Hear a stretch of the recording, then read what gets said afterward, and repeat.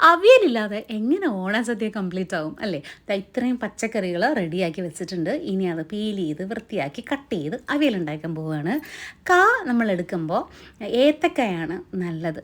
നമ്മളിവിടെ മറ്റേ കായ മുന്തങ്ക എന്ന് പറയും, അതിനേക്കാൾ നല്ലത് ഏത്തക്കയാണ്.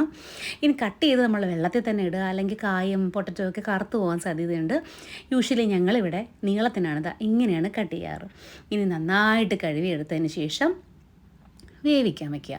പച്ചക്കറിക്ക് താഴെ ആയിരിക്കണം വെള്ളം, മുകളിലേക്ക് വരരുത്. കാരണം നമ്മുടെ ഈ വെക്കുന്ന പച്ചക്കറിയിൽ നിന്ന് തന്നെ വെള്ളം ഇറങ്ങാൻ സാധ്യതയുണ്ട്. അപ്പോൾ അതിൻ്റെ താഴെ വെള്ളം മതി. ഉപ്പിട്ട് മിക്സ് ചെയ്തിട്ട് നമുക്ക് അടച്ചു വേവിക്കാം.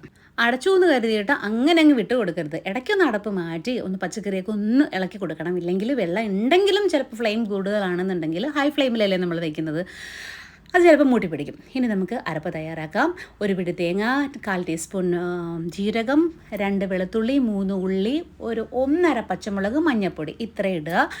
ഇനി നമുക്ക് ഈ വെന്ത് വറ്റിയ ഒരു 1/4 ഭാഗത്തോളം ഇപ്പം വെള്ളം വറ്റിക്കഴിഞ്ഞു, വെന്തും കഴിഞ്ഞു. ഇതിനകത്തേക്ക് അരപ്പിന് വേണ്ടുന്ന ഉപ്പ് ഇട്ട് ഒന്നുകൂടി ഒന്ന് അടച്ച് ഒരു 2 മിനിറ്റ് വേവിക്കാം. ഇനി അരപ്പ് ഇളക്കി കൊടുക്കുന്ന പ്രോസസ്സാണ്. അപ്പം നമ്മൾ ശ്രദ്ധിക്കേണ്ട എന്താണെന്ന് വെച്ചാൽ, തവിയുടെ മൂടില്ലേ ആ ഭാഗം വെച്ച് ഇളക്കുക. തവിയുടെ ആ പ്രധാന പോഷൻ വെച്ച് ഇളക്കരുത്. ഒരുപാട് പിന്നെ അങ്ങ് ഉടഞ്ഞു പോകും. നന്നായിട്ട് വെന്തിരിക്കുകയാണല്ലോ പച്ചക്കറി. ഇപ്പോൾ നല്ല അവിയൽ പരുവം എന്ന് പറയില്ലേ, ആ പരുവമായിട്ടുണ്ട്. ഇനി നമ്മൾ ഫൈനൽ സ്റ്റെപ്പ് എന്ന പോലെ വെളിച്ചെണ്ണ ഒഴിക്കുകയാണ്. അതിനകത്ത് ഒറ്റ പിശുക്കും വിചാരിക്കേണ്ട, ഒരു 2 ടേബിൾ സ്പൂണോളം നമുക്ക് വെളിച്ചെണ്ണ ഒഴിക്കാം. എന്നിട്ട് വെളിച്ചെണ്ണ അവിയലിൻ്റെ എല്ലാ ഭാഗത്തും എത്താനായിട്ട് ഒരിക്കൽ കൂടെ തവിയുടെ മൂട് വെച്ച് ഇളക്കി കൊടുത്തിട്ട് അടച്ചു വെച്ചാൽ പിന്നെ നമ്മൾ സദ്യ വിളമ്പുമ്പോൾ തുറന്നാൽ മതി. നമ്മുടെ അടിപൊളി അവിയൽ റെഡിയായി കഴിഞ്ഞു. അപ്പം നമുക്ക് വീണ്ടും എന്നും കണ്ടുകൊണ്ടേയിരിക്കാം.